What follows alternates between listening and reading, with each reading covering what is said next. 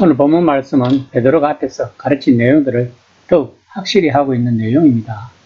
즉, 누구든지 생명을 사랑하고 좋은 날들을 보려고 하는 사람, 다시 말하면 영원한 생명과 장래의 영광에 대한 소망을 가진 사람들이 갖춰야 할 덕목과 고난에 직면한 그리스도인의 핍박자를 향해 어떤 태도를 취해야 하고 고난 가운데서 어떻게 생활해야 할 것인가에 대해 구체적으로 가르치는 내용입니다.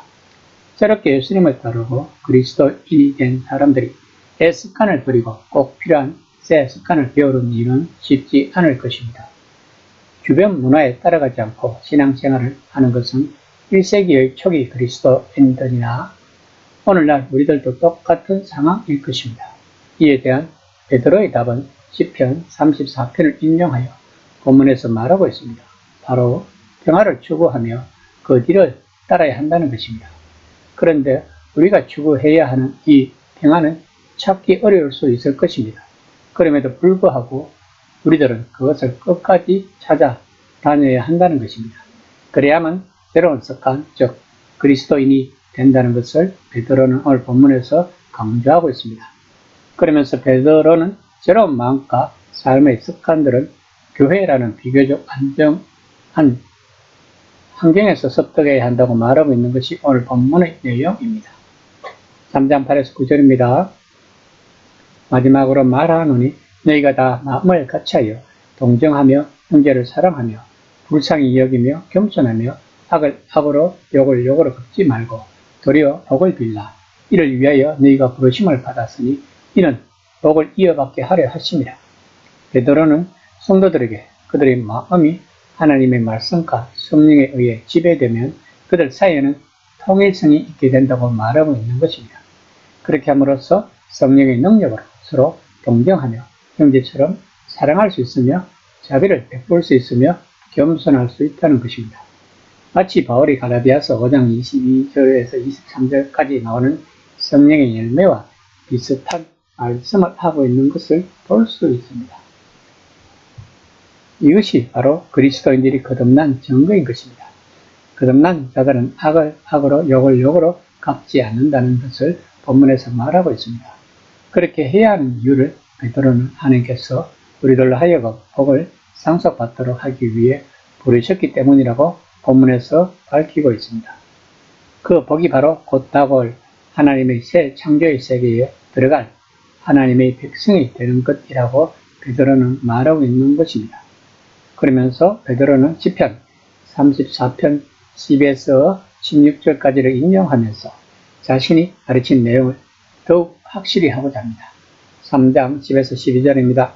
그러므로 생명을 사랑하고 좋은 날 보기를 원하는 자는 혀로 금하며 악한 말을 그치며 그 입술을 거짓말을 하지 말하지 말고 악을 떠나 선을 행하고 화평을 구하며 그것을 따르라. 주의 눈은 의인을 향하시고 그의 귀는 의인의 간구에 기울이시되 주의 얼굴은 악행하는 자들을 대하시느니라 하였느니라. 베드로는 본문을 통해 다가올 새 창조의 세계에 들어갈 사람들은 즉 영원한 생명을 사랑하고 다가올 영광스러운 날들을 사모하는 자들은 악을 저지르지 않고 거짓을 말하지 않기 위해 자기 혀를 조심해야 한다고 말하고 있습니다. 예수님 또한 마태복음 15장 11절에서 입에서 들어가는 것이 사람을 더럽게 하지 않고 입에서 나오는 것이 사람을 더럽게 한다고 말씀하셨다는 것을 우리는 잘 알고 있습니다. 그러기 위해서는 화평을 구하라고 베드로는 권면하고 있습니다. 즉 평화를 쫓아가라고 다른 헬라어 번역본에서 말하고 있습니다. 베드로는 계속 시편 34편을 인용하면서 하나님은 의인의 기도를 들으신다는 것을 가르치고 있습니다. 사람들은 많은 사람들이 하는 대로 따르게 되는 것이 쉽습니다. 이것이 바로 시대의 조류를 따르는 것입니다. 그런데 그리스도인들은 그런 시대의 조류를 따르지 않고 의인들의 기도를 들으신다는 하나님에게 시선을 향해야 한다는 것입니다. 이것이 바로 회개의 개념인 것입니다. 이것이 바로 거듭난 자들의 개념인 것입니다. 그런데 시대의 조류를 따르지 않게 되면 조롱이나 비판을 받게 될 것입니다. 그럴 때 조롱이나 비판으로 대갚으려는 유혹을 받게 될 것인데 그렇게 하면 그리스도인들은 구별되지 않는다는 것을 베드로는 말하고자 하는 것입니다. 그리스도인들이 비난을 비난으로 갚으며 받은 만큼 돌려줄 때 그것은 주변 세상과 야합하는 것입니다. 다시 말하면 시대 조례를 따르고 있다는 것입니다. 쉽게 말하면 아직 끝나지 못했다는 것입니다. 베드로는 자신들을 핍박하는 핍박자들을 향해 어떻게 처신해야 하는지를 말하고자 합니다. 3장 13에서 15절입니다. 또 너희가 열심히 선을 행하면 누가 너희를 해하리요. 그러나 의를 위하여 고난을 받으면 복 있는 자니 그들이 두려워하는 것을 두려워하지 말며 근심하지 말고 너희 마음에 그리스도를 주로 삼아 거룩하게 하고 너희 속에 있는 소망에 관한 이유를 묻는 자에게는 대답할 것을 항상 준비하되 온유와 두려움을 하고. 본문은 고난에 직면한 그리스도인이 핍박자를 향해 어떤 태도를 취해야 하고 고난 가운데서 어떻게 생활해야 할 것인가에 대해 구체적으로 가르치고 있는 것입니다. 베드로는 우선 선을 행하라고 권면합니다. 그리스도인들이 선을 행하며 평화를 추구했지만 박해는 일어날 수 있다는 것입니다. 그럼에도 불구하고 그리스도인들은 끊임없이 평안을 쫓아가려고 말하고 있는 것입니다. 그러면서 베드로는 이사야서 8장 12에서 13절을 인용하면서 고난에 직면하여 우상 숭배를 몰두하거나 위험을 두려워 말고 하나님을 따르라고 권면하고 있는 것입니다. 예수님 또한 산상수훈에서 고난받은 사람에게 특별한 복을 가져다 줄 것이라고 말씀하셨다는 것을 베드로는 알고 있었을 것입니다.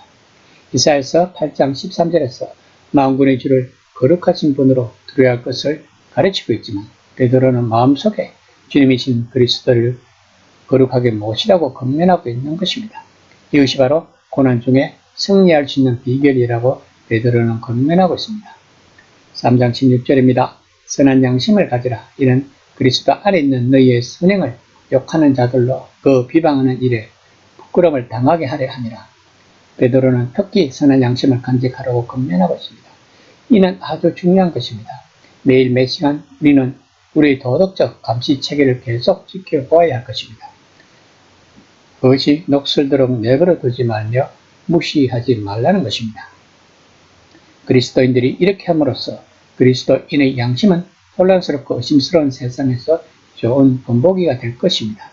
그것이 어떤 효과를 내는 데는 시간이 걸릴 수 있지만 우리들은 계속 평안을 쫓아가야 할 것입니다. 바울이 다른 여러 서신에서 말했듯이 베드로도 같은 마음을 품고 서로 공감하고 사랑하며 다정하게 겸손하게 처신하는 것을 삶의 기본 원리로 주장하고 있는 것입니다. 우리는 어떤 사람은 천성적으로 다정하고 또 어떤 사람은 천성적으로 다소 거칠고 완고하다고 생각할 수 있을 것입니다. 그러나 초기 그리스도인들은 그렇게 하기가 아무리 어렵더라도 그들 모두 다정한 사람이 되도록 부름받았다고 여겼다고 합니다. 또한 그렇게 할 수 있도록 즉 새로운 마음과 생활 습관을 익히려 애쓸 수 있도록 도와주는 것이 바로 성령님의 역할이라는 것입니다. 이 시간 나는 과연 평화를 쫓아갈 수 있도록 성령님이 도와주고 있는지 한번 생각해보는 시간이 되었으면 합니다.